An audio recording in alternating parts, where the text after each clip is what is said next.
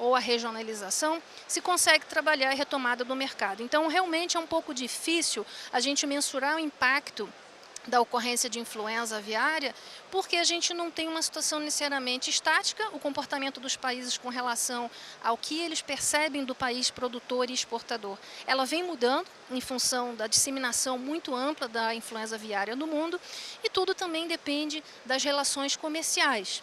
Japão, por exemplo, é um mercado que aceita regionalização, mas com relação à Argentina ele suspendeu de imediato até que se resolva. Então é uma situação que a gente tem dificuldade realmente para mensurar o comportamento dos mercados, a gente espera que seja um tratamento isonômico com relação a outros países, mas depende muito também de um fator muito importante, que é a confiança no serviço veterinário do país em questão. Então é muito importante essa situação e essa relação do Brasil e a demonstração de forma transparente dos seus trabalhos. E a mensuração e impacto econômico vai depender muito da nossa agilidade, a nossa capacidade de resposta rápida e também da confiança que o nosso país passa para os países terceiros, né? Então, colocando um pouco sobre esses impactos econômicos, aqui então só em complemento, para o setor de ovos, hoje a gente tem ouvido falar da quantidade, né, até mesmo de contrabando de ovos nos Estados Unidos em função do alto custo da cartela de ovos naquele mercado. E justamente 70% de aumento no produto ovo, e eu trouxe esse exemplo porque é um visivelmente impactado, é uma proteína de alto valor agregado e de fácil acesso, e agora a gente vê um produto altamente impactado com aumento aí de 70% em função justamente dessas questões da ocorrência da influenza aviária e da redução dos estoques nesses países, no caso aqui Estados Unidos. A Europa também sofrendo igualmente. E aí a gente vê, né, gera uma certa incredulidade. Eu não consigo aqui, se você conseguir dar para mim um enter aqui, porque eu não sei se eu consigo, porque ela tem algumas imagens que vão sobrepondo. Mas justamente a situação que se tem hoje é de incredulidade, né? Gera uma certa preocupação e incredulidade sobre a nossa condição e o nosso status sanitário. Então aqui mostra a rota das aves migratórias, né, vindo realmente do hemisfério norte para a região sul, com a preocupação, com a necessidade que essas aves têm para alimentação, reprodução, enfim, é o fluxo migratório comum. E a gente vê que muitas, né, a maior parte das rotas, embora algumas já venha pelo Mississippi, são costeiras. É logicamente que a gente tem aí situações outras, né, com aves contaminadas agora e que a gente não sabe necessariamente como chega. E o que mais a gente ouve se falar agora é: realmente a gente tem ausência da doença no Brasil? Será que o Brasil está escondendo? Coisa que a gente mais ouve nos fóruns internacionais. Vocês conseguem dar o play para mim aqui, dar um enter? Porque eu não consigo aqui. E aí até a gente brinca um pouco sobre a brasilidade de Deus, né? O que explica o Brasil não ter influenza aviária, né? A pessoa fala: olha, Deus é brasileiro, a primeira coisa que a gente brinca e pensa. E realmente existem fatores biológicos que expliquem isso, a não entrada de aves migratórias, a não chegada de aves doentes, porque a gente tem um monitoramento, provavelmente a Anderlise vai comentar aqui, um monitoramento pelo nosso sistema de vigilância muito bem feito. Então, é uma questão que a gente precisa demonstrar, deixar claro que a gente não está escondendo, que a gente tem um trabalho sério com relação a isso. Existem fatores diversos que, por hora, a gente não identificou a doença no nosso território em aves silvestres. Cabe a gente, embora risco possa ser mitigável, mas nunca zerado, né? Mas cabe a nós cuidarmos de uma eventual entrada por meio de aves silvestres que não venham entrar nos sistemas produtivos. E aí entra os procedimentos de biosseguridade. Dá outro enter, por favor. E aqui, então, só para mencionar e a comparar, aqui um relatório recente da EFSA, né, Autoridade Sanitária da União Europeia.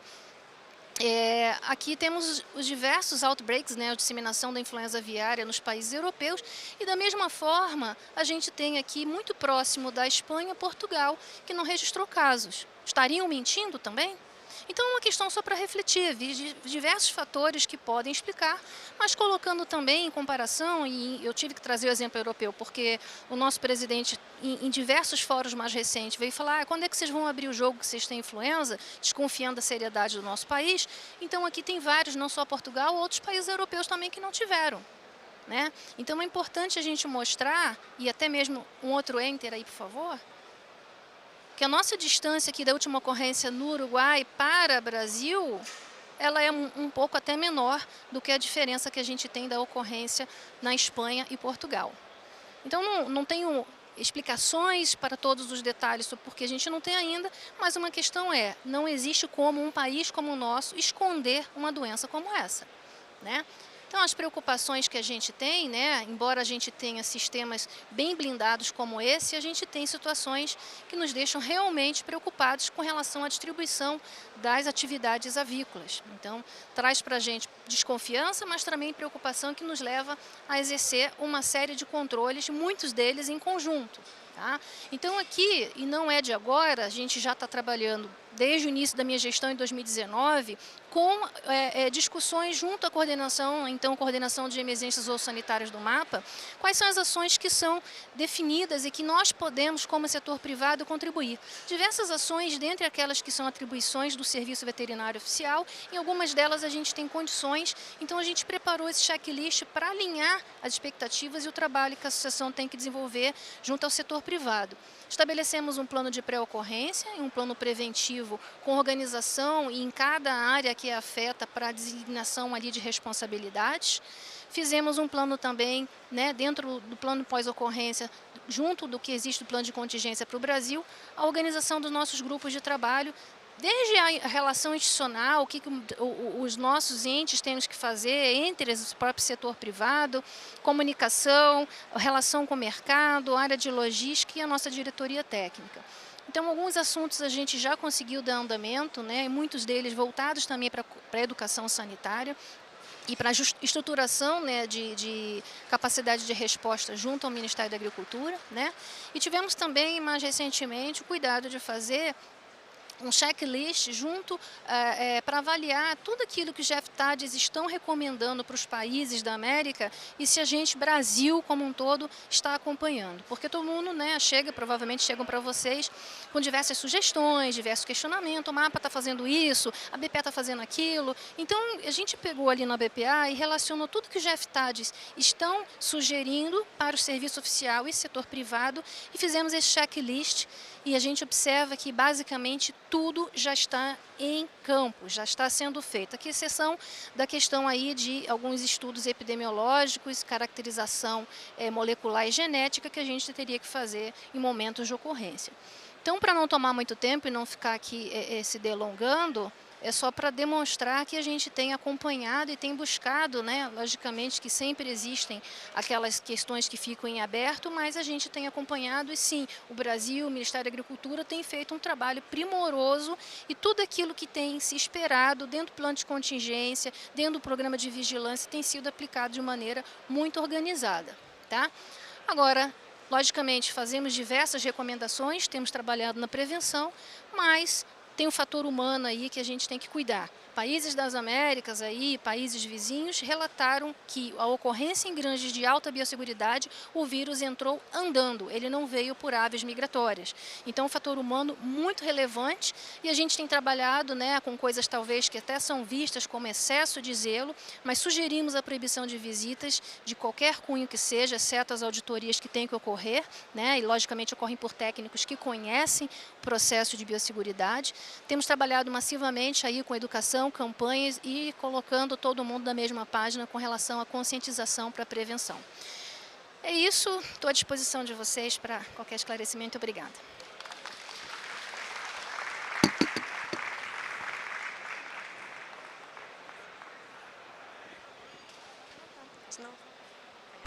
Muito obrigada, doutora Sullivan. Então, agora nós vamos convidar aqui a doutora Anne-Pierre Hesel, do CRMV, para fazer a sua apresentação. Seja bem-vinda novamente aqui. Tá boa a academia aqui, hein? Tá?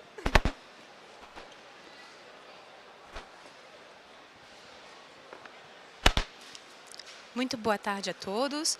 Em nome do Conselho, eu quero agradecer o convite que a ANFA estendeu ao Conselho, firmando todos os nossos laços institucionais, né? A parceria com a nossa classe de médicos veterinários e zootecnistas. Tá? Quantos médicos veterinários? Levanta a mão. Zootecnistas. Farmacêuticos. químicos? Bem, o Conselho ele tem hoje uma abordagem única, né? Nós temos adotado o modelo de saúde único, tá? E a gente entende que hoje toda a sanidade ela se apoia no Atlas, que é o mapa. Tá? Nós não teríamos hoje tanto sucesso na produção e exportação, seja de produtos de origem animal, seja de vegetais, se não fosse a presença dos senhores aqui, todos tão importantes para a manutenção desse status sanitário que consegue permitir que a gente exporte produtos e enriqueça também o nosso mercado interno. Tá? E hoje eu acredito que tenha sobrado para mim falar sobre um tema um pouco indigesto, né, que é a depopulação. Né? E se acontecer que depois de todo aquele planejamento que a doutora Sullivan apresentou, e se acontecer, e se o vírus entrar andando, apesar de toda a nossa biossegurança, né? Aqui o Brasil, que desde que a gente teve notícia da ocorrência de surtos de influenza de tamanha importância, nós tecemos, rendamos toda a nossa legislação para promover a biosseguridade dos nossos plantéis. O que a gente vai fazer? Né? O Brasil, ele não só ele é abençoado por ter sido um dos últimos países a ter a chegada dessas aves migratórias, como também pode aprender com a experiência dos países vizinhos. Tá? Aqui nós vemos que... Deixa eu ver. Pronto, aprendi. Nós tivemos, de dezembro de 2021 até abril, mais da metade dos estados norte-americanos acometidos. Né? Como já foi dito aqui pelo Dr. Sullivan, o vírus entrou andando. Né? Lá, os galpões de biosseguridade, inclusive, é maior porque eles são completamente fechados. Diferentemente daqui, que tem muita criação de subsistência e diferentes classes de seguridade. Né? E o que aconteceu? Né?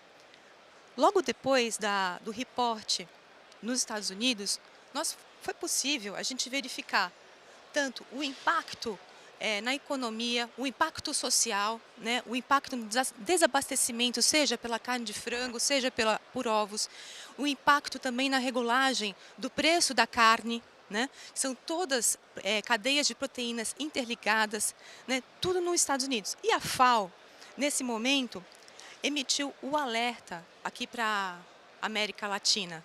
Né? Cuidado, está chegando a influenza aviária, cuidado. E nesse momento a gente começou a se questionar, né? Quais são os heavies da gente manter essa epidemia andando? É somente em relação à segurança alimentar? É a fauna silvestre? É a importância socioeconômica do setor? É tudo isso junto. Do ponto de vista de bem-estar único, né? Eu preciso de ter bem-estar para o meio ambiente, ou seja, para a fauna local, né, protegendo nossos mananciais, de ter a introdução de uma nova cepa viral. Eu tenho o dever também de de preservar o bem-estar humano, promovendo a segurança alimentar, e tenho também o dever de fazer a segurança dos nossos próprios animais, né, seja nos plantéis. Tá? E muitas vezes pode ser que a gente chegue à necessidade de aprender, né, e de ter que tomar certas decisões que são mais duras. Né? Esse aqui é o painel de distribuição da ocorrência das notificações de todos os países costeiros que apresentaram cometimento pela influenza aviária em maior ou em menor intensidade. Esse painel foi retirado do VARES, né, ontem. Tá? É extremamente atualizado. Tá? Mas aí a gente pode falar, mas o que a gente pode entender, né, sobre a questão da depopulação se a gente chegar a tanto? O que eu faço, Anne? Porque hoje eu conheço aquela resolução 1000 de 2012 que fala sobre os métodos de eutanásia. E, infelizmente, eu sei que nenhum dos métodos de esvaziamento de galpão no período de 24 a 48 horas me permitem sacrificar 1 milhão de aves, né, ainda mais com esse contingente reduzido de profissionais que estão aqui representados pelos senhores, né, da forma que promove o melhor bem-estar possível. Né? O que farei eu, fiscal agropecuário, quando eu for chamado para essa missão? Se eu for chamado, queira Deus que não sejam, mas se eu for chamado, né, ainda por cima, além de cumprir o meu dever legal, eu estarei incorrendo em uma falta ética? tá? E para isso, eu quero trazer um pouco do panorama mundial, tá? A questão da depopulação, embora seja um tema sensível para a maior parte dos veterinários, ela já é abordada mundialmente. A onça, né, antiga OIE, atual onça, ela agora já descreve nos seus modelos, né, métodos para fazer a depopulação nos galpões. Mais adiante, a gente pode ver aqui a própria USDA, né, acatando a necessidade pelo bem comum. Não estamos falando aqui somente de uma necessidade econômica, preservação de mercados, mas é o bem comum, tá?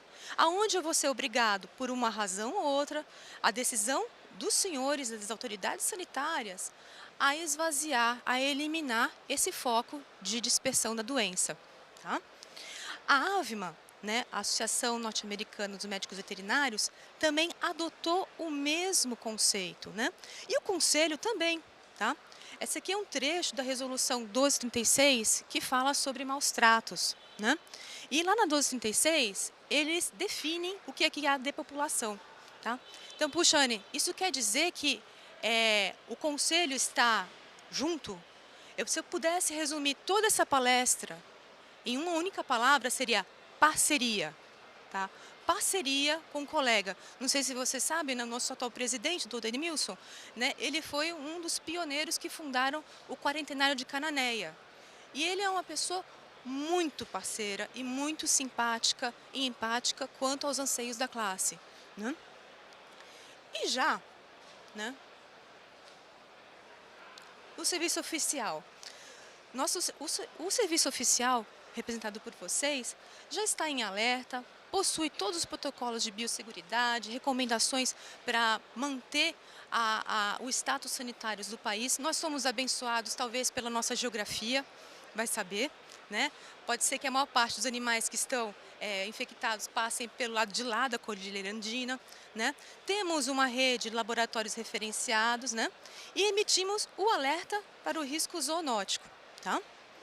E hoje foi aumentada a assertividade das ações saneantes. Isso aqui foi uma coisa muito interessante que eu descobri, né? Hoje, você vai praticar a depopulação não numa área perifocal de 3 quilômetros e depois que pode se estender a 7 quilômetros. Não mais, não temos mais essa realidade. Hoje, você vai fazer o saneamento apenas na propriedade acometida e os outros rebanhos, os outros plantéis, eles serão monitorados de perto pela defesa, né? Isso é um ganho psicológico, é um ganho para a imagem social muito importante da instituição, tá? Mas não para por aí não, tá? Então vamos em frente. Hoje, né, na resolução 1000 que fala sobre a eutanásia, ele fala que é possível indicar a eutanásia de grandes quantidades de animais desde que eu tenha uma justificativa sanitária. Existe essa abertura na resolução 1000. E no começo desse ano, né, preocupado com essa possível ocorrência, para evitar a correria de última hora, entendendo e sendo simpático às pressões éticas que o colega sofre, o Conselho Federal publicou a resolução 1509 de 2023, tá? Aonde ele indica o quê? Que a gente pode lançar mão desde que a instância central do mapa autorize, tá? E encaminhe comunicados, justificando cientificamente a escolha do protocolo, do método, para o Conselho depois, tá? E vai observar as demais ações da defesa sanitária, que os senhores são melhores conhecedores do que eu, certo? E daí, o que a gente pode ver em relação à Organização Mundial de Saúde, né? Como é que eu posso fazer a escolha entre esses vários protocolos, né? O que eu posso preconizar? Porque entendo que lá na Resolução 1000, a gente fala sobre métodos inaceitáveis, que são incineração viva, enterramento, afogamento, né? O que eu posso fazer, né? Como eu posso escolher? A onça, né? Ela pede que sempre exista uma adaptação à situação, com a preservação do máximo do bem-estar animal, a avaliação do custo do método, a segurança, a biosseguridade e aspectos ambientais, tá? ele tem outros parâmetros de escolha que dizem respeito à parte de defesa. Porém, em relação à escolha ao método, né, ele destaca a biosseguridade, né, e os riscos ambientais. Hoje, nós temos alguns casos de ocorrência da influenza aviária em seres humanos por essa cepa que está circulando. Tivemos um caso nos Estados Unidos, de que era um funcionário de granja, tinha um íntimo contato com as aves. Depois, nesse ano, no Equador, tivemos uma criança de 9 anos que tinha também um íntimo contato com a criação de subsistência. Tá? E, por fim, nós temos o reporte da OMS de 59 casos no Camboja, né? E ali estão pesquisando para verificar se existe essa transmissão pessoa a pessoa já, ou se apenas animal-pessoa, ave-pessoa. Tá? E, portanto, essa questão da biosseguridade é de suma importância e atenção quando a gente for escolher o método, porque quanto mais eu acabar manipulando essas aves, e eu estou falando aí de um galpão que não vai estar saudável, eu vou estar falando de um galpão que não se locomove mais, eu vou precisar fazer a apanha manual de muitas deles, né? Cada vez que eu faço o levantamento, né, eu tenho a elevação de material particulado muito potencialmente contaminado com vírus. Então, hoje, o mapa ele já possui, né, EPIs, né, e realiza o treinamento com os senhores. Na sexta-feira passada já houve um treinamento para a coleta de material aqui em São Paulo, que eu tive notícia, e tenho certeza que o grupo técnico de trabalho desenvolveu vários outros informes técnicos para a orientação dos trabalhos dos senhores em caso de contingência. Tá? Então vamos lá. E o que diz a AVMA, né? Vamos olhar para outra organização mundial de importância na parte de saúde animal. A AVMA, ela publicou os Guidelines for the Population, tá? 2019, pré-pandemia, estávamos quase fechando, né? E o que ele preconiza? Primeiramente, eu preciso utilizar esses métodos em ações emergenciais para evitar a propagação de doenças. Então, é muito importante, toda vez que a gente tiver um contato com a sociedade que vai ser questionado, né, a gente explique. Né? O melhor hoje não é você se encolher. Isso é um problema do médico veterinário. Né? A gente não quer ter um papel político. A gente quer ficar quietinho no nosso cantinho, né? E sem colocar a cara para fora, mas nós precisamos colocar. E hoje, se vocês colocarem a cara para fora, Alô?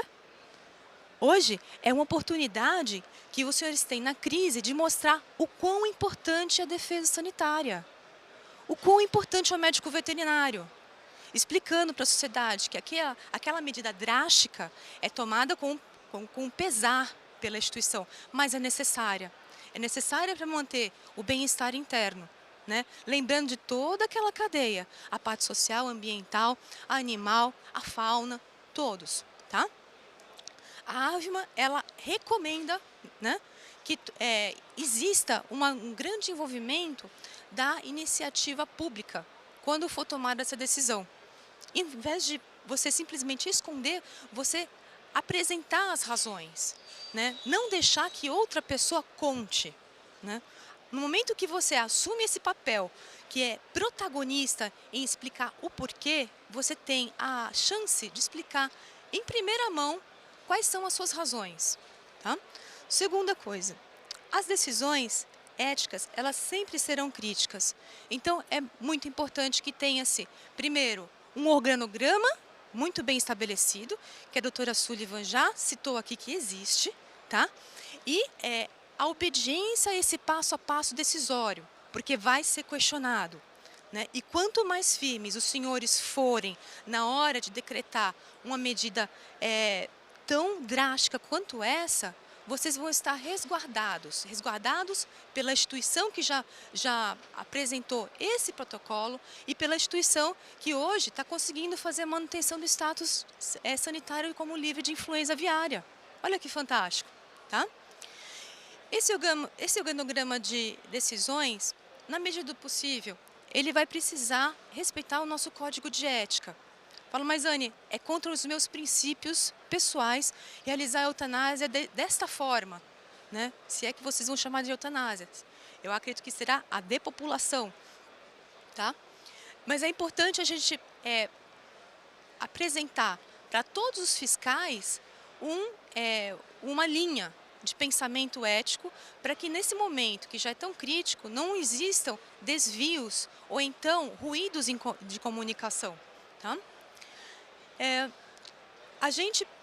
Vocês têm hoje já um protocolo de triagem, de consistência de atendimento, né? E estão realizando os treinamentos. Então, segundo o AVMA, a gente entende que o mapa, o Brasil, ele está preparado. Em verdade, quem olha bem a história, todo o histórico do México, daquela epidemia de 2012, sabe que nós viemos nos preparando desde então para essa emergência que poderia chegar, né? E chegou, né? Está aqui na nossa porta. Então, o que seria ideal? Qual método que a gente pode escolher? Eu imagino que a diretoria técnica do MAPA, ela vai apresentar várias metodologias. Mas, Anny, o que eu vou aplicar aqui na minha situação? Vai depender do que a diretoria aconselhar, certo? E isso para os senhores se resguardarem é importante. Vocês precisam atentar a todas essas orientações, a obediência ao passo a passo, porque qualquer uma dos métodos que são executados para a depopulação, se não executados a contento, podem implicar em sofrimento adicional. Poxa, Anny, mas quer dizer que haverá sofrimento animal? Sim, muito provavelmente haverá. Na questão da depopulação, eu tento preservar ele. Porém, dependendo dos recursos disponíveis, eu não posso preservar ele na sua amplitude. Eu preciso escolher, certo? E o método ele vai ser escolhido de acordo com a espécie que for selecionada, né? A forma de alojamento. Eu tenho hoje granjas de ovos que são verticalizadas, tem 4, 5 andares. Eu vou conseguir usar espuma em todos? Eu tenho equipamento de espuma para todos? Eu posso utilizar a ventilação forçada junto com o CO2? Poderia, mas não é fechado. Não é que nem uma granja norte-americana, é aberto. E agora? Né? Então, cada caso será um caso. E aí é importante que vocês, fiscais agropecuários, ajam em consonância com a diretoria central do MAPA. Tá? Também eu preciso considerar as nossas rotas de entrada e a característica de virulência da cepa. Mas por quê, Anny? Eu vou contar o que aconteceu nos Estados Unidos. Em 24 e 48 horas, a gente tinha galpões que morreram praticamente todos. Não teve o que fazer. Né? No México também. No México, simplesmente, eles recolhiam os animais e faziam o enterramento. Não tinha mais animais vivos. Né? Então, tudo isso deve entrar na hora de fazer a avaliação do método que vai ser escolhido para aquela região. Né? Como eu posso fazer a destinação dessas carcaças, né? Se eu vou fazer a circulação de lote potencialmente positivo no estado, coisa que não é recomendada, né? E o risco ao executor. Tudo bem, Anny, você já falou sobre a biosseguridade, sobre a questão do EPI. Porém, se eu uso, por exemplo, gás carbônico, né? Se o executor não for bem treinado, se eu estiver utilizando um funcionário de granja para me apoiar nas minhas atividades por falta de mão de obra, se por acaso eu chamei algum outro representante de um órgão oficial que não tem esse treinamento, ele pode acabar intoxicado pelo gás carbônico. E o que a gente não quer. Ai, Anny, mas e agora o que eu faço? Eu quero utilizar gás carbônico, que é uma coisa que está mais difundida aqui no Brasil, só que o galpão é aberto. Né? Posso fazer pela técnica de envelopamento, eu posso comprar aqueles containers grandes de BPI para colocar as aves ali, né? Lote por lote, e realizar o procedimento de depopulação, certo? Então, cada caso vai ter que ser avaliado pelos senhores, e também é importante falar que os senhores, como grandes conhecedores da sua região, são os que têm mais autonomia para sugerir saídas. Até mesmo antes dos senhores conseguirem simplesmente pegar algum método e simplesmente implantar, os senhores são os que mais têm autonomia para sugerir alguma alteração a metodologia apresentada pela defesa para adaptar à situação dos senhores, tá? Mas então, o que tem que ser priorizado, né? Primeiro, o método ele vai ter que ser escolhido com base em sua rapidez, tá? A segunda coisa é a eficiência e a irreversibilidade desse processo de óbito do animal. Por quê? Porque depois, quando eu for fazer o enterramento, quando eu for fazer a incineração, né, esse animal ele não pode estar vivo, porque aí sim é realmente considerado crime de maus tratos. E para isso eu tenho que executar o método a contento, certo?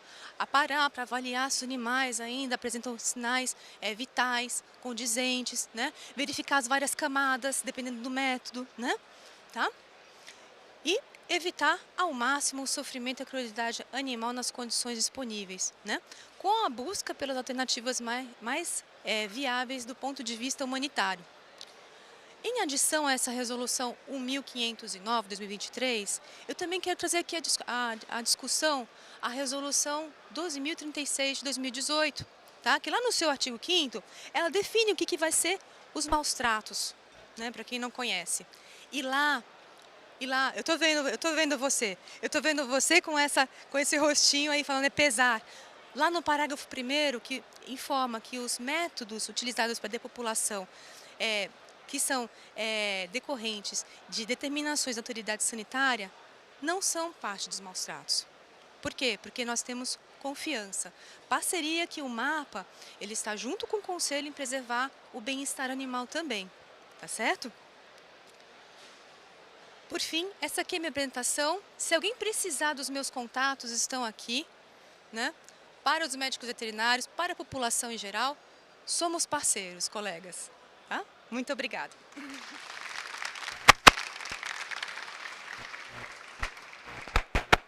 Muito obrigada. Vamos projetar um pouquinho o QR Code para os colegas poderem passar as perguntas, né, para os nossos painelistas. Então, é só você mirar o seu celular, né, e você vai ter o link de acesso para encaminhar as perguntas. Então, agora, nós vamos chamar, né, a nossa última painelista do dia, né, a nossa representante do Ministério da Agricultura, de Sanidade Animal, né, para poder fazer a sua apresentação. Obrigada. Eu vou tentar com e depois sem esse negócio aqui, que eu não estou acostumada. Alô?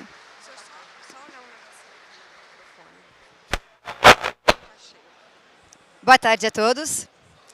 Vamos falar um boa tarde mais alto aí para acordar. É a última palestra. Eu não vou me alongar para não perder o avião. Está todo mundo bem aqui? Então, pedi para projetar minha palestra. Bem, meu nome é Anderlise. Eu estou aqui representando... Não, na verdade não represento ninguém. Eu estou aqui por mim, né? Em nome do DSA, então, pelo Departamento de Saúde Animal. O Eduardo, o diretor, está em missão, não pôde vir. E eu estou aqui também como diretora substituta do Departamento de Saúde Animal, trazendo alguns dados para vocês. E eu acho que eu vou resumir um pouquinho, uns 3 tópicos do que foi abordado até agora. Primeiro, no estudo da FGV, falou dos fatores de risco para a entrada da doença. Vocês lembram dos 2 pontos, né? Um é tempo de detecção da doença, de descobrir a doença, e outro é tempo de conter o foco. Para esses 2 pontos, nós precisamos de gente. Defesa sanitária animal se faz com gente.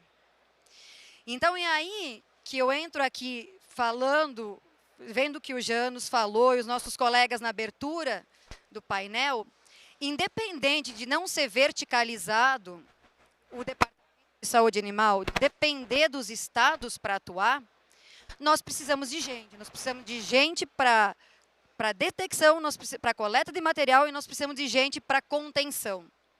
Então, esse é o primeiro ponto que eu queria abordar para vocês, desse aspecto que a gente está aqui com bastante ênfase, estamos aqui com a ANFA, e dizer da nossa necessidade do Departamento de Saúde Animal de bem trabalhar. O que eu vou apresentar aqui é muito bonito, mas pode ser muito melhor. Quando a gente fala em depopulação, também não é fácil. A gente depopular uma granja num simulado é uma coisa. A gente entrar com um cenário de risco igual ao que está acontecendo, por exemplo, nos Estados Unidos, a gente vai precisar do quê? De gente. A gente vai precisar do quê? De propé, de macacão, de um monte de coisa que eu não sei se está bem calculado até agora. Então, nós estamos preparados para lidar com a influenza aviária? Para detectar, sim. Estamos preparados com regras? Sim. Para a hora da ação, a gente vai ter que ver quando entrar e como é que vai ser a nossa capacidade de conter essa doença, porque ela entra normalmente em aves silvestres, vai para a subsistência, e lá, se a gente conseguir conter, aí é o nosso sucesso. Porque depois que chegou para a área de avicultura industrial, não tem como prever o que nós vamos precisar, a nossa exaustão do serviço veterinário, a exaustão dos técnicos das indústrias, e como é que os nossos parceiros comerciais vão se portar, porque isso eu vou falar um pouquinho depois também, que é o que a Sula começou a falar aqui com vocês, tá bem? Deixa eu ver se eu vejo aqui se eu acerto. Agora eu que vou ter que pedir ajuda aqui, como é que vai para frente e para trás os slides. Depois de 16 anos de professor, eu já não lembro mais como faço para trocar. Para baixo? Opa, então tá. O mapa foi bem apresentado pela Sula Migração, né? Pela Sula da BPA. Esse quadrinho aqui embaixo é o que nos deixou preocupados a partir de outubro do ano passado. Dentro do Departamento de Saúde Animal, a gente tem o Plano Nacional de Sanidade Avícola. Tem colegas que trabalham, né, Regina, aqui com a gente, com o plano muito antes de eu entrar como AFA no Departamento de Saúde Animal. Eu já trabalhava com o Plano de Sanidade Animal enquanto professora antes de ser AFA. Então, esse plano ele veio sendo aplicado mais para salmonela, para micoplasma, para a doença de Newcastle, e sempre a gente se preparando, aí pode chegar a influenza, pode chegar, nunca chegou. No momento que começou a descer esses brotes, esses surtos de influenza para a América do Sul, a gente sentou no Departamento de Saúde Animal e resolveu olhar para aquilo que era nosso material de casa, se precisasse, e viu que as coisas criadas em 2017 precisavam ser um pouquinho reformadas. Então, a gente tem algumas ações constantes, que são ações de rever os nossos documentos e adequá-los. No momento, eles estão adequados e eu vou mostrar um pouquinho mais para vocês e o que está faltando também. Eu vou tentar não cair do palco aqui, né? Ficar para o lado de cá, que fica melhor aqui para mostrar para vocês. Esses países aqui nas Américas, esse documento é bem bacana, são os países que têm influenza detectada. Eu chamo a atenção só da coluna, selvagens, sim, sim, sim, entra pelos selvagens, fundo de quintal, alguns deles, e granja. Chegou em granja, aí a situação sanitária do país ela muda totalmente. Nós, no Brasil, enquanto se chegar em aves, ou quando, né, chegar em aves selvagens, aves silvestres, ou avicultura de fundo de quintal, nós continuamos pela OMSNA como país livre ainda. Mas se chegar na avicultura comercial, começa todo o nosso problema de certificação. E aí eu falo para vocês daqui um pouquinho mais adiante. Eu não gosto de ler muito, isso aqui é um quadro que depois eu não sei se vai ser disponibilizada essa apresentação, por isso eu boto o mais completa possível. São os elementos da vigilância sanitária do nosso plano de vigilância para a influenza aviária. O que é importante destacar para vocês é que a nossa vigilância ela é dividida em duas. A vigilância passiva, que a gente depende da notificação, e de nós, e de força de pessoas para ir lá e atender a ocorrência. E vigilância ativa, que é o que nós programamos, nós vamos lá e buscamos. Para quem não trabalha, quem não é muito afeto à defesa sanitária, às vezes isso é interessante responder. Pessoal, vocês que estão com camisa da ANFA aqui, quem é de abatedouro aqui? Mas quem é da defesa? Então, tá um pouco para a gente misturar e falar. Dentro da nossa vigilância passiva, nós temos a vigilância passiva dividida em duas partes. Uma é atendimento às notificações que estão na subsistência e a outras notificações que estão em aves silvestres. E nós temos um outro componente também, que são os compartimentos, a vigilância de influenza aviária em compartimentos. Nós temos pouquíssimos compartimentos no Brasil, não é, Sula? Então, nós estamos tendo alguns pouquíssimos compartimentos que têm uma biosseguridade elevada, que os países importadores, eles consideram esses compartimentos como ótimo, e nós temos pouquíssimos. Nós não atendemos mercado nenhum de frango de corte com compartimento, quanto muito alguma coisa de material genético. Adiante. O que a Sula falou da incredulidade, e isso é irritante quando a gente ouve como o Departamento de Saúde Animal como mapa, a gente está dentro do conselho, está dentro dos veterinários do CONISU, do CVP, e os seus colegas do outro país perguntam, mas como é que vocês não têm?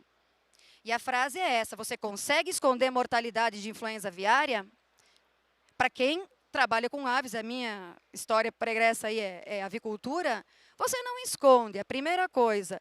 E a segunda coisa, o Brasil é o Brasil, o Departamento de Saúde Animal é um departamento de excelência, haja visto o que a gente faz com a febre aftosa.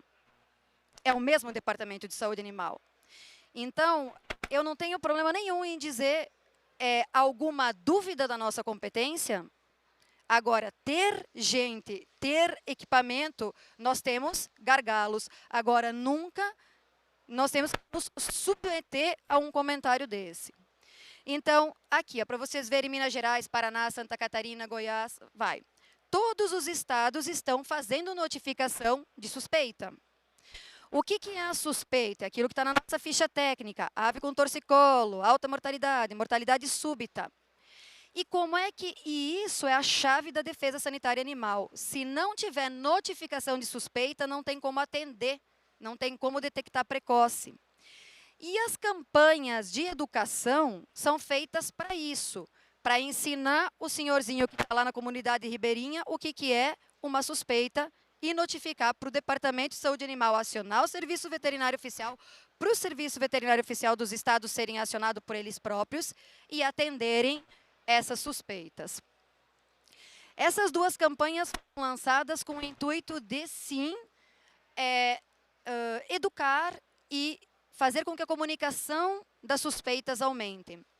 Essa campanha Influenza Aviária aqui não foi desenhada com um plano de comunicação do DSA, ele é produzido junto com a BPA, as peças desse plano, em linguagem simples, está nas redes sociais do Ministério. E o livro Diálogos para a Prevenção da Influenza Aviária é uma ação do Departamento do DETEC, que congrega lá a Segal e o VPA, que já foi falado aqui, que albergou agora um serviço de educação, o qual, na nossa reestruturação do Departamento de Saúde Animal, também colocamos um setor de educação para poder... Vamos deixar as palmas deles. Para poder abordar também essa parte que é de extrema importância na nossa notificação passiva. Sem delongas, eu vou ser bem pontual com vocês. Esse aqui é o nosso print agora tudo virou BI, né? Agora, quem não tem um BI automático para mostrar o que está acontecendo, a coisa complica. Esse é o nosso painel que mostra o componente 3 de vigilância ativa. Nós estamos com 99% de todas essas propriedades selecionadas cobertas pelo nosso plano de vigilância. O plano de vigilância foi renovado no passado. Não existe mais sítio de ave migratória para a nossa vigilância, são rotas de aves migratórias, cruzando o risco de onde tem mais estabelecimentos e onde cruzam as rotas, que é onde a gente determina quais as propriedades que vão ser coletadas. 99% das propriedades de 2.400 propriedades coletadas, zero detecção de influenza, 90 detecções de ELISA positivo e 3 detecções de HI. O que é importante falar para vocês aqui? É a gente conseguir discernir o que a mídia faz e o que é o real. Por quê? Influenza, detecção de Hs, H5, H7, H9, a gente tem. Quando a gente tem ELISA positivo, anticorpo que passou aí o vírus, a gente vai lá e faz o HI. No HI, a gente determina se passou um H5, um H7, um H9, e eu vou mostrar isso para vocês. Então, é normal ter o vírus circulando desde os primórdios da nossa vigilância. Está lá no plano de vigilância, eu mesmo que fiz o resumo de todos os que a gente tinha detectado. O que mais? Aqui, esse é o Vigilância em Avicultura Industrial. Esse aqui é o que nós determinamos para o outro componente da vigilância ativa, que é em aves de subsistência. Todas as missões para abertura de mercado, o questionamento é, o que vocês fazem nas aves de subsistência? Vocês pesquisam? Sim, a gente pesquisa. Nós selecionamos aqui 1.090 propriedades, começamos no início do ano, 47% das propriedades amostradas. Propriedades que estão na rota das aves migratórias. A gente tem detecção? Não. Gente, não é pouco o volume de amostras que o DSA está coletando. Aonde é que são processadas essas amostras? No LFDA São Paulo e Rio Grande do Sul. O laboratório LFDA São Paulo, aqui é Dilmara, que é a nossa chefe master aí no nosso laboratório, ele é reconhecido pela OMSA, ele participa como um laboratório de referência da rede Ressúdia, e ele é o laboratório que confirma se é H5N1, é o laboratório que faz a tipificação para todos os países nossos vizinhos. Colômbia, Equador, Bolívia, Argentina, Uruguai, confirmaram todos aqui em Campinas. A gente que confirma, a gente que é de referência. Nós que damos o diagnóstico de referência. E aí eu trouxe essa... Eu incomodei um pouquinho o pessoal lá da Segal e trouxe esses números para vocês em primeiríssima mão.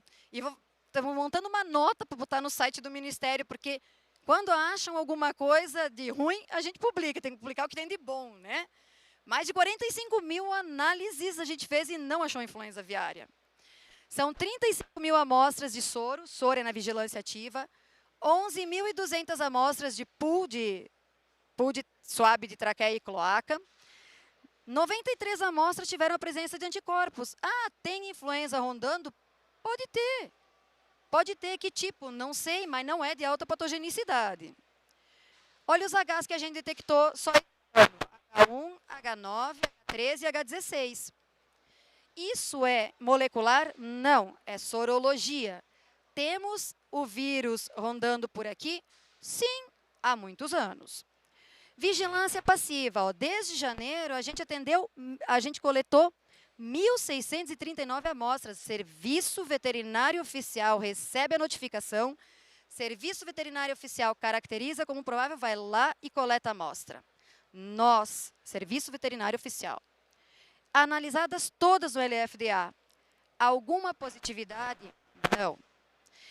Isso aqui, eu tenho que falar para vocês uma coisa extremamente importante falando em gente. Eu e o diretor, a gente esteve lá no laboratório aqui em Campinas, fizemos uma visita de 2 dias. É extremamente desafiador o pessoal que trabalha nessas análises no laboratório de NBR3 e não tem gente. Quem entra para a biosseguridade fica 6 horas lá. Da equipe dele, se 2 ficarem doentes, para o nosso laboratório de diagnóstico de influenza. 2 semanas atrás, eles foram assaltados. A gente tem problema, a gente precisa de investimento. É o nosso laboratório de referência. Então, assim, a gente tem que conhecer o que está acontecendo dentro do nosso serviço e aonde estão nossos gargalos e aonde a política pode fazer diferença, que é a mobilização de dinheiro. Bom, a gente não trabalha sozinho, a gente está muito, muito forte ligado ao ICMBio, porque nós, Departamento de Saúde Animal, é galinha, a gente não entende de ave silvestre, ave migratória. Nós não somos ornitopatologista, quanto muito patologista de ave, né?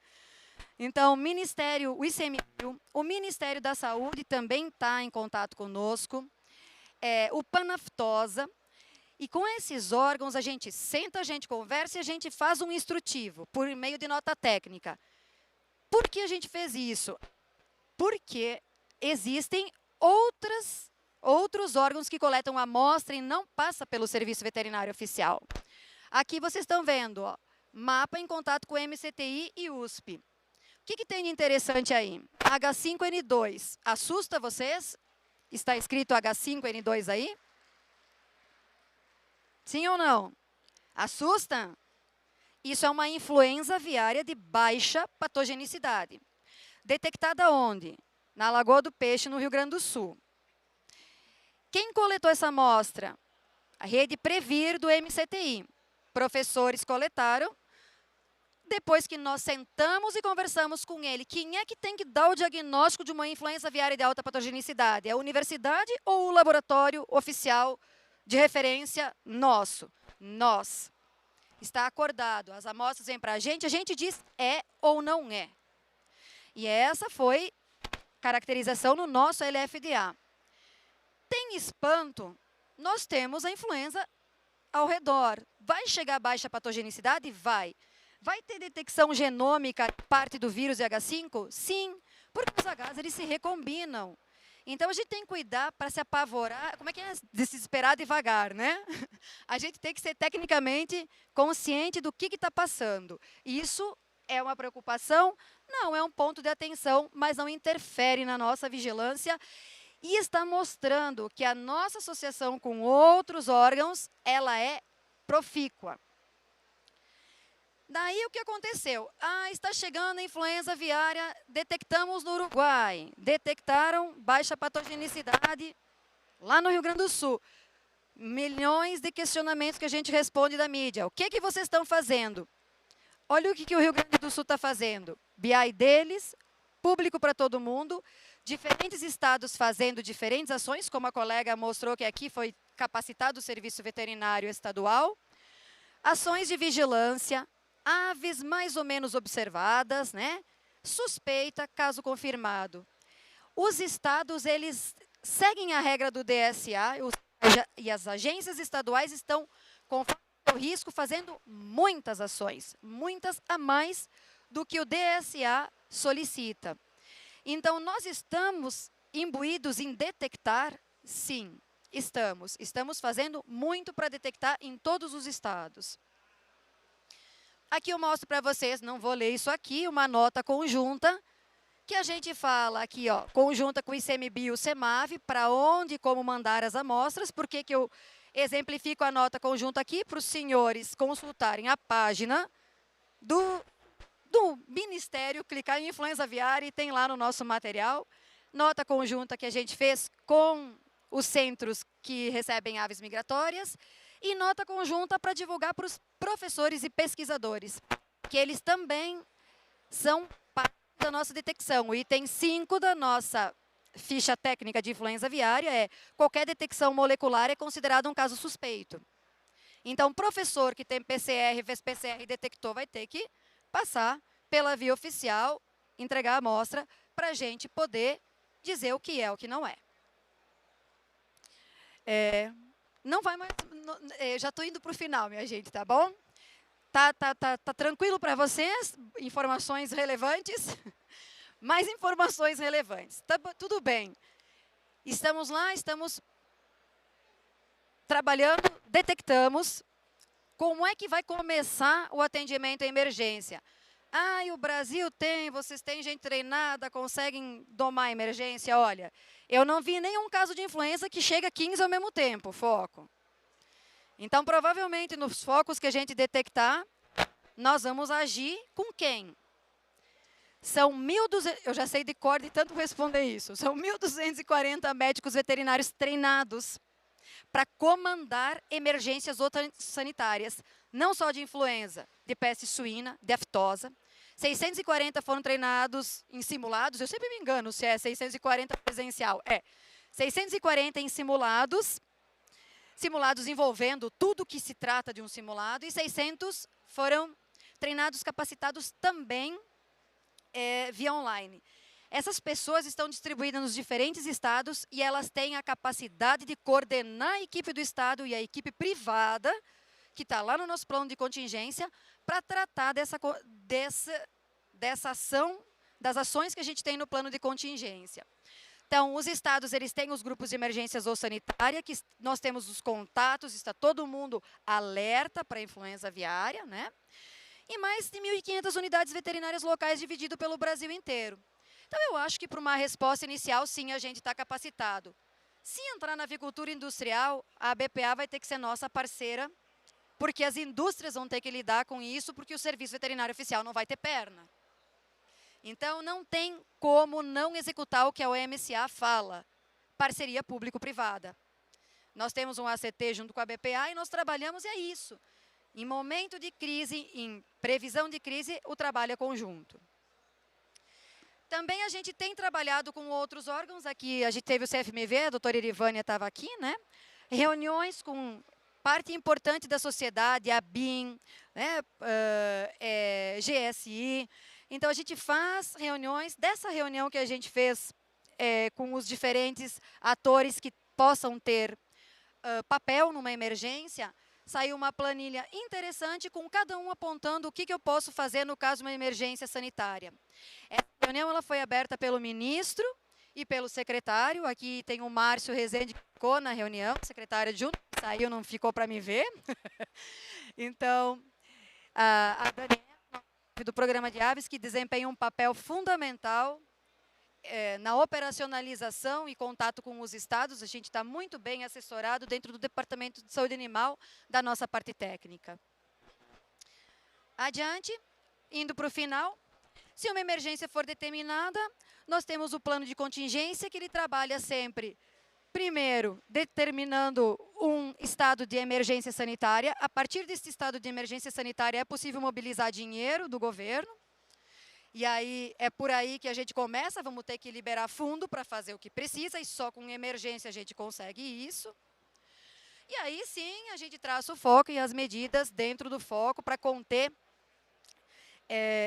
esse foco que foi determinado. Então, o nosso plano de contingência tem todas as medidas descritas, e é por aí que a gente treina nos nossos simulados o que a gente faz, o que a gente vai fazer na hora necessária, né? Eu não vou ler tudo isso, mas tem várias ações contínuas que a gente faz, com atualizações, treinamento, capacitação do Serviço Veterinário Oficial. Lá na página, tem mais 2 slides só. Lá na página nossa do PNSA, tem um link que tem escrito material para o Serviço Veterinário Oficial. Vídeos de como colocar EPI, como tirar, como coletar amostra, está tudo lá. A gente capacita o nosso Serviço Veterinário Oficial e com transparência. Está tudo na nossa página lá do mapa. Está tudo bem...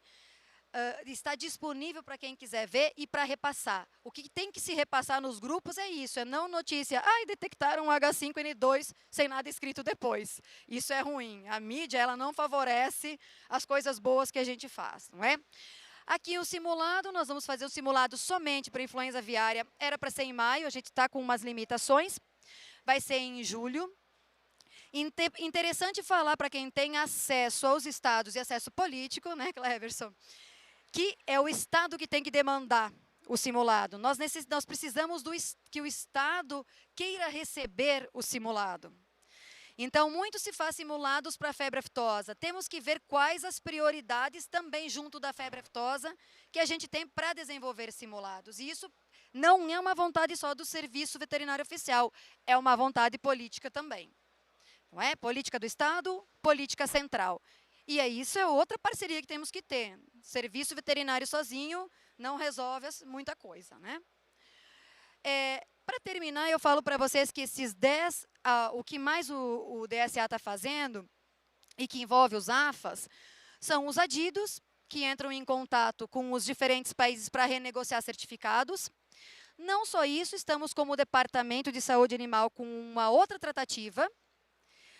Sempre o diretor do Departamento de Saúde Animal é o delegado do Brasil junto ao OMSA, né, a Organização Mundial da Saúde Animal. Nós entramos em contato pelo gabinete nosso lá com esses países e agendamos reuniões com os pares, com o par do nosso diretor, com o delegado do OMSA de cada país. Aí o meu diretor saiu para a China e me deixou com 2 delegados, aí me delegou esta competência de fazer a reunião. Nós nos reunimos semana passada com a Argentina e nós nos reunimos semana passada com a África do Sul. 2 mercados importantes para nós. A África batendo, não é só a gente querer e não é só a gente precisar ou eles precisarem. Existem barreiras técnicas que têm que ser negociadas. Por exemplo, a África do Sul, o desejo dela era que tudo fosse compartimento. E a gente falou... Bela reunião sem tradutor, né? Vamos lá, em inglês, manda ver. Então, gente, não tem como, nós não temos compartimento para atender o mercado de vocês, é simples assim. Então, a gente vai por várias vias. E aí eu estou dizendo AFA, nós somos AFA. Eu estou lá sentada, eu sou a AFA, que estou lá despachando o questionário internacional. Você chega numa reunião e você vai lá e apresenta a tua proposta. O que os dois países pediram para começar a rever, fora do que os adidos estavam fazendo? Pediram o plano de contingência, o plano de vigilância, os nossos dados da vigilância e a estrutura do Serviço Veterinário Oficial. É importante ou não é a gente ter gente? É isso que é o que tem que ficar na nossa de recado, é que pode automatizar o que quiser, o que faz a diferença são pessoas que conhecem o serviço. O Bruno Cota, que é trânsito e quarentena a vida toda, aí firme nas reuniões, conhece tudo, e a gente tentando, por diversas vias, fazer com que isso seja renegociado, com que não parem as exportações, porque nós queremos país como default, país, zona ou compartimento livre e não país livre.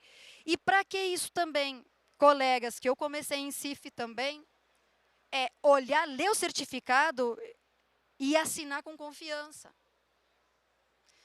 O que você está certificando é realmente o que está acontecendo. Isso é importante, é a lisura do nosso processo. Já acabou. Eu sou bem animada para falar, gente, espero que eu tenha passado um pouquinho do que o DSA está fazendo. Muito obrigada.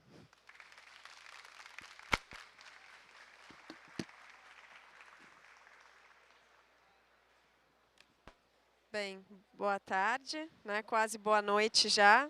Agora eu convido as colegas a subirem aqui para as perguntas e as considerações finais.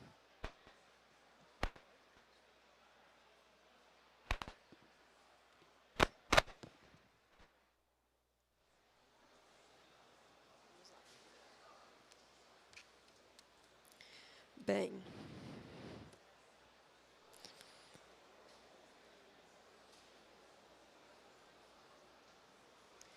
Então, obrigada.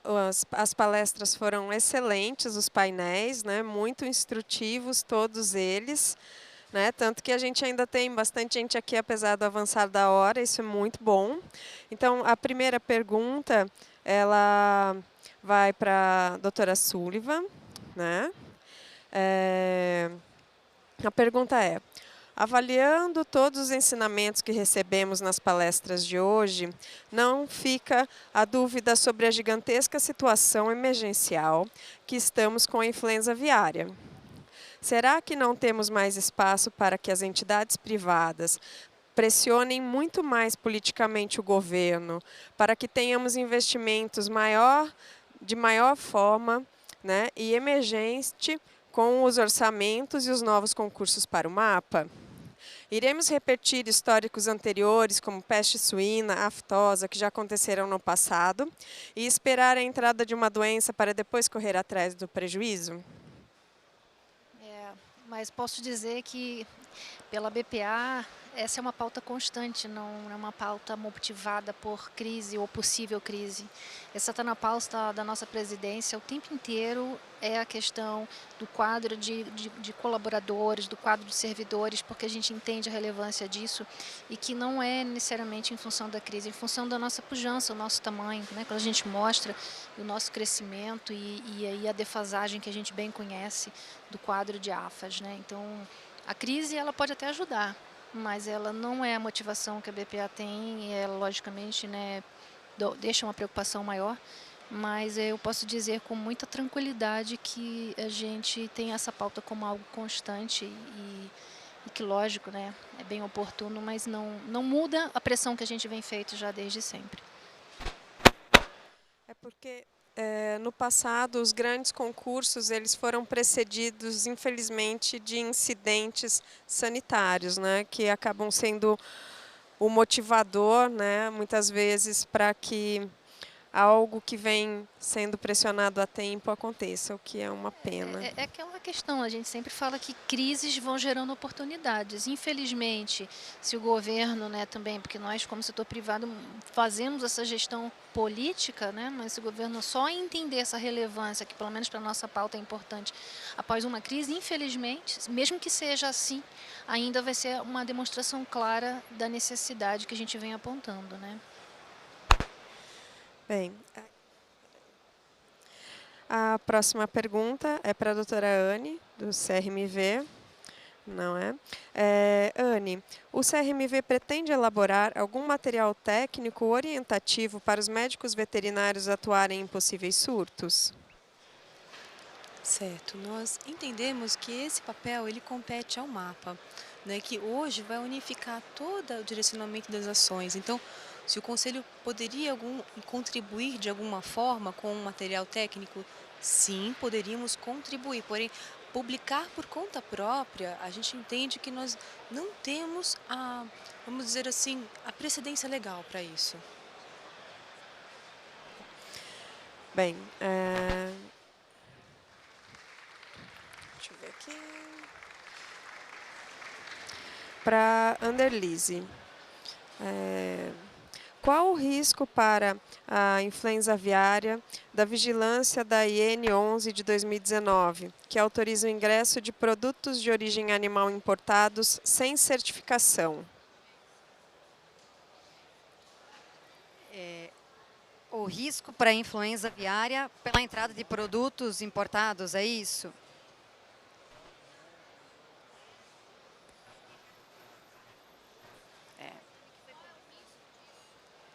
Olha só, eu vou responder de uma maneira bem técnica, assim, independente de hiene ou não. O primeiro fator de risco é ave migratória para a influenza aviária. E agora nós já vamos ter que deixar de dizer do hemisfério norte para o hemisfério sul, porque nós temos ave migratória do lado. Nós temos países do lado e ave migratória que vem do Uruguai e que vem da Colômbia, dos outros países. O outro fator de risco que vai ter, quando esses países começarem a vacinar, se essa vacina, quando você vacina, você mantém endêmica a doença, e aí a ave que tiver pousado lá vai vir com o vírus para cá. Nós já temos um aumento de risco aí. Então, vacinação nos países vizinhos aumenta o risco para nós, porque nós temos a nossa migração interna aqui de aves também. Segundo ponto que é risco, entrada e saída de aves contrabando. A gente tem contrabando no sul do Brasil, um monte de coisa. Outro fator de risco, entrega de material genético em outros países. Qual é o protocolo de desinfecção de caminhões? Entrada de produto, eu acho que ficaria num quarto nível de risco. Por quê? Ele não resiste muito tempo fora, ele tem que ter um veículo para transmitir. Então, com desinfecção, não é um fator de risco que nos preocupa nesse momento e nem na intensidade que poderia ser. Obrigada. Agora, mais uma pergunta para a doutora Sullivan, né? Temos observado um aumento de ocorrências de lesões características de doença respiratória nos abates de aves, que não configuram um quadro de influenza. Existe algum tratamento diferenciado em relação à influenza? Acho que isso é uma pergunta mais para o serviço oficial, né? Existe nota técnica recentemente publicada para questões de aerossacolite, né? Mas, sinceramente, cada um no seu quadrado, essa orientação não é nossa da BPA, é um procedimento do Ministério da Agricultura. E, infelizmente, a gente não tem ninguém aqui da inspeção aqui na mesa, né? Mas não sei se... Mas foi feito pela Helenita, eu não lembro o número da nota técnica, mas tem uma orientação, diagnóstico diferenciado e qual é o procedimento, que é da Mapala e Paulo. Vou vendo o pessoal de frigorífico, mas enfim, eu não sou a pessoa mais apropriada, não sei responder e não sou a pessoa correta para fazer isso. Ok. Para Anderlise, o DSA já definiu os métodos de depopulação emergencial para o controle de foco de influenza aviária? O DSA tem no plano de vigilância os métodos propostos. O que a gente está fazendo é revisando os métodos com base no que foi mostrado pelo CFMV. Inclusive, essa nova resolução que saiu deixou bem caracterizado que a gente que tem que decidir, né? Poderia ter sido um pouco mais leve. Mas nós temos os métodos, o que está sendo usado nos países vizinhos, e o que nós temos no nosso plano de contingência, que é o mais viável, é o uso de CO2. Então, tem definido, sim. Poderão ter outros, poderá ter alguma alteração, sim, dependendo de onde chegar, quando chegar, e da necessidade que tivermos de editar isso.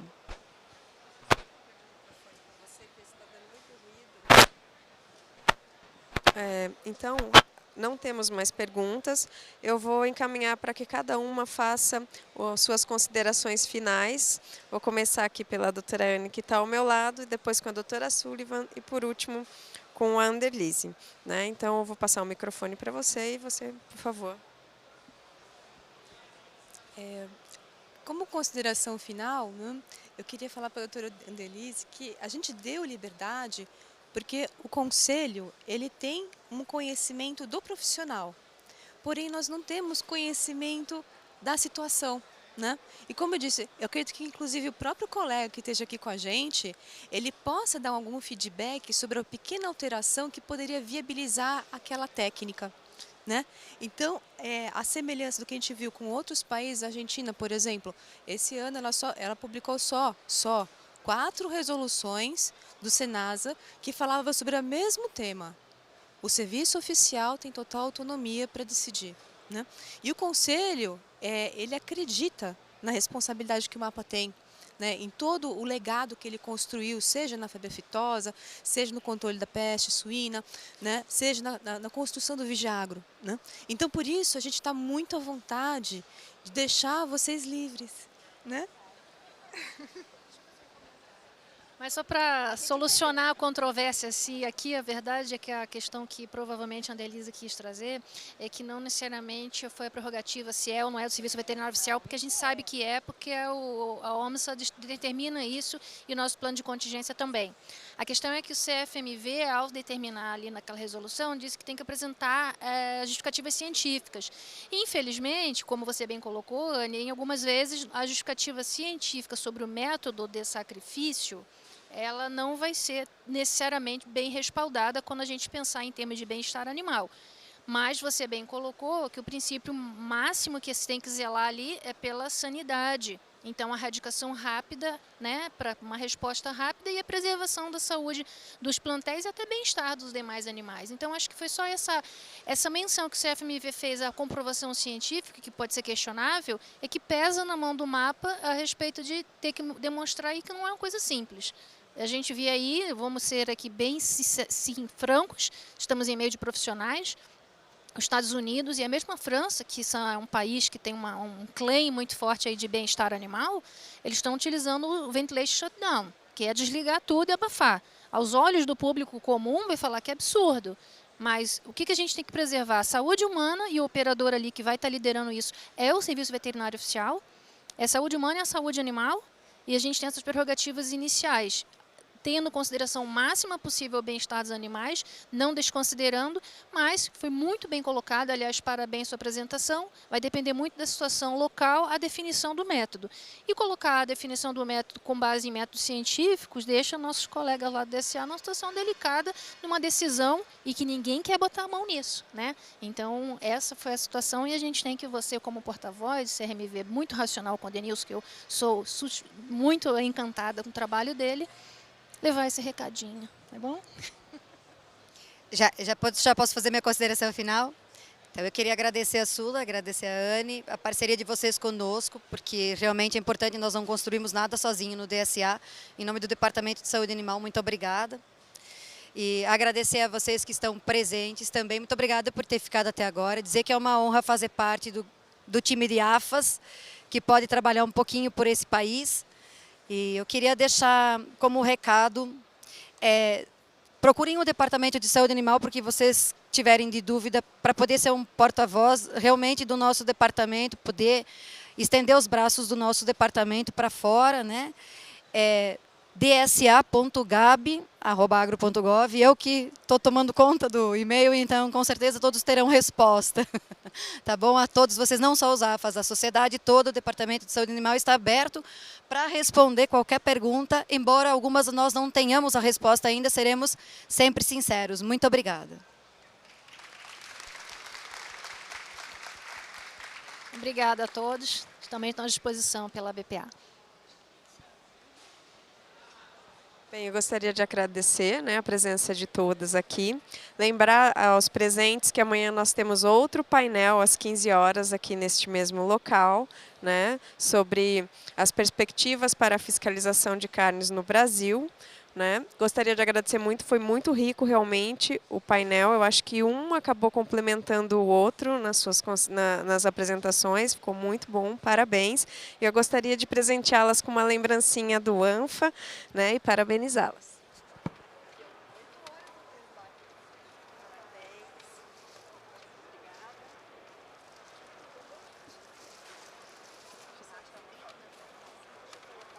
Vou tirar o meu